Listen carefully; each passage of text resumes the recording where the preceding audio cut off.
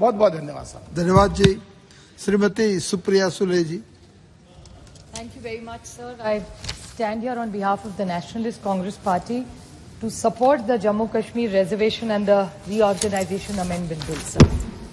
Sir, I have very fond memories as a child about Kashmir. And fortunately, Dr. Saab is sitting right here. And this is actually an opportunity for me to show gratitude to him and his family, who has led this most beautiful part of India. And I would like to read a few lines about Kashmir, sir. From a Sufi poet called Amir Khusrau, he said, if there is paradise on earth, it is this, and it is this. This is how much we all think about Kashmir. Nestled in the foothills of Himalayas, the Kashmir region is celebrated and esteemed for its ineffable and incomparable aesthetic wonder and charming beauty. Beautiful lakes, acres of Mughal gardens, mighty snow-capped mountains, rich saffron fields, vibrant meadows, crystalline glaciers are just some of Kashmir's natural features and landscape which are in this poetry, which is the paradise of earth, sir.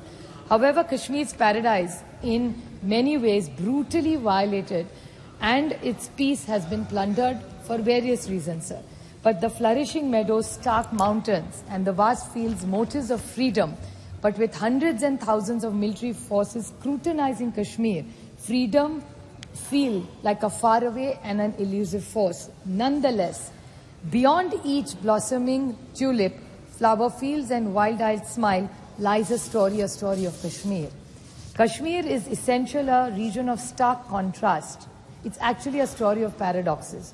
For beauty exists despite of its bloodiness, faith, tenacity, inner peace can be seen in its local residents amid all these activities which have happened in these decades. Fragments of paradise can be found despite the most hellish of horrors. Hope we reignited with all the hope seems to be forsaken. Kashmir is a place that beckons your soul, stirs your spirit, converses with your heart and dwells in your mind long after your body has departed. So I think Kashmir has really been through a very difficult journey.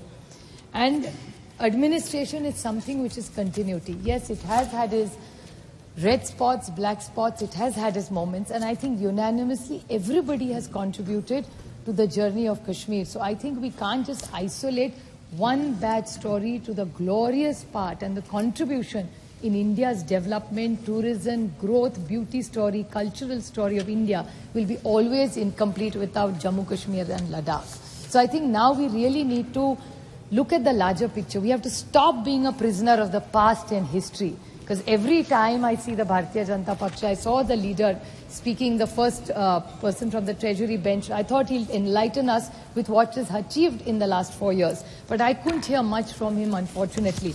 And nor do I want to get into a swinging march, because I genuinely owe a lot to Jammu and Kashmir and Ladakh, because it has given me my finest happy family moments which I ever have to look back in my life of my 5 decades would be all connected to Jammu, Kashmir and Ladakh. Sir, I absolutely welcome the decision and the reservation decision taking. But I would like to suggest to the Honorable Home Minister, who's been so large-hearted about this reservation in Jammu and Kashmir, I would like to make a suggestion to him that instead of bringing piecemeal programs about reservation, why doesn't he bring a comprehensive bill, pan-India about reservation? The state where I come from, sir, Maharashtra, today is having huge challenges with Maratha, Dhangar, Lingayat and Muslim reservation issues, pan-Maharashtra. The same thing resonated in Maqbul's speech in Uttar Pradesh. In Rajasthan, the same. So why doesn't this entire house sit together, put their minds together and find an amicable solution in the larger interest of this nation on a discussion of reservation for all faiths? So when it comes to my state, it's about Maratha, Lingayat, Dhangar, और मुस्लिम समाज की आरक्षण की बहुत बात हो रही है. So I was just trying to connect the two dots and see if you can do it in Jammu Kashmir, why cannot be applicable to my state, which is actually burning right now. So this is something I would like to put forward in front of the Honorable Home Minister. I would like to ask the Honorable Home Minister, who I remember his speech. It was when he said it in the old Parliament building. He told us his dream and his plans for Jammu Kashmir, and we were also quite keen on it, because who doesn't want peace?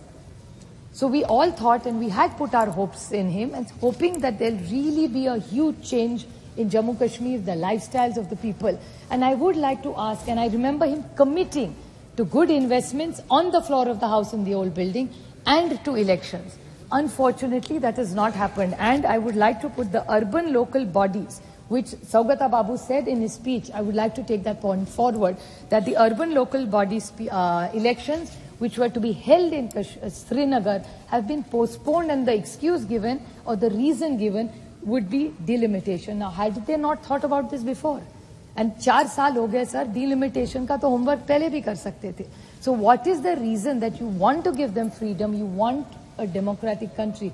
The first message you have to give to the people of Jammu, Kashmir and Ladakh is to have a fair election in that country. So हमारी मांग रहेगी कि पहले आप वहाँ एक election ले लीजिए. This is, I think, really going to be the honest commitment that the Honorable Home Minister made to this nation, and we trusted him. I'm not saying we mistrust him now, but I want to put it on record that we are really hopeful that they walk the talk. The other thing, sir, I would like to highlight is the tourism. I have myself been to Kashmir in the last 3 years once, and clearly the tourism has improved. But let's have some data. Tourism is 7% of Jammu, Kashmir and Ladakh's development story. So if you look at the economy, only 7% is of the entire bowl of Kashmir, if you say. So if only tourism is 7% of the economy, then what about the horticulture? What about the agriculture? What about the changes in climate that are having?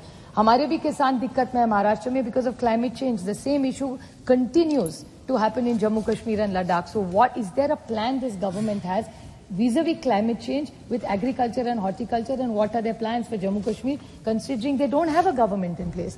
अगर किसी आम आदमी को कुछ मदद लगे तो किसके होगा? वो तो LG को नहीं मिल सकता.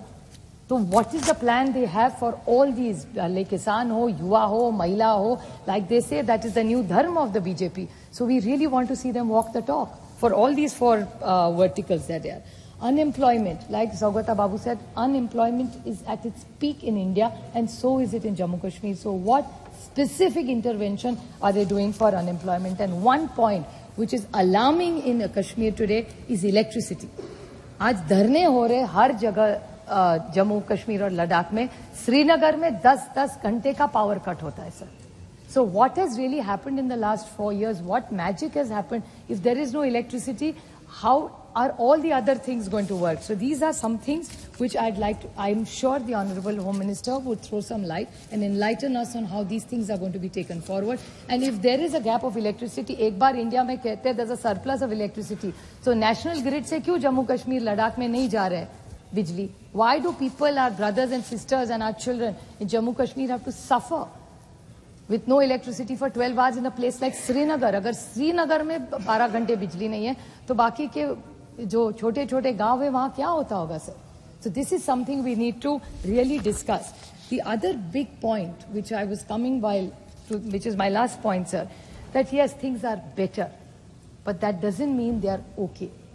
In September 2023 and in November 2023, there have been 2 major attacks, and we have lost very, very brave sons of India. They are our sons, sir. ये शहीद हुआ है इस देश के बच्चे, और उसमें कौन है? Colonel Manpreet Singh, major Ashish Dhonchak, DYSP in JNK Police, Humayun Bhatt. This is in September 2023. In November 2023, the martyrs are Captain M.V. Pranjal, Captain Shubham Gupta, Haribau Abdul Majid, Lance Naik Sanjay Bisht, and paratrooper Sachin Laur. These are people in Rajouri and Poonch where there is a problem. So we can't say everything is wonderful. पहले से बेहतर है, जरूर है, और अच्छे को अच्छा बोलना चाहिए. तो जो अच्छा हुआ है उसके लिए I do compliment the government, but a lot needs to be done. Everything is not okay because we've lost our sons. So tourism has gone up? Yes, it has. But when we lose our sons of soil, then really can we say the wonderful stories about Kashmir and say, oh, we are so happy tourism has gone up. But when our so many sons have gone, बच्चे शहीद हुए इस देश के लड़के नौजवान हैं. So we really need to introspect. It's not just about thumb chesting and oh my God, we've done something wonder, sir. We really need to walk the talk. वो माँ जानती है जिसका बेटा वहाँ शहीद हुआ है. वो बीवी जानती है उसका दुख, उसके बच्चे जानते हैं उसका दुख. For us, these are names. We will pray श्रद्धांजलि, आदरांजलि to them because जिंदा उनको रहना है. उनकी फैमिली का दुख रोज हमको नहीं पता, वो उनके बीवी, माँ और बच्चों को ही वो दुख पता है. So I think this house needs to be far more synthetic. We need to be more empathetic, more compassion towards Jammu Kashmir, and it's not about them versus us. I think we all love Kashmir equally. So it's not that they have done something wonderful and we did something disastrous, not at all.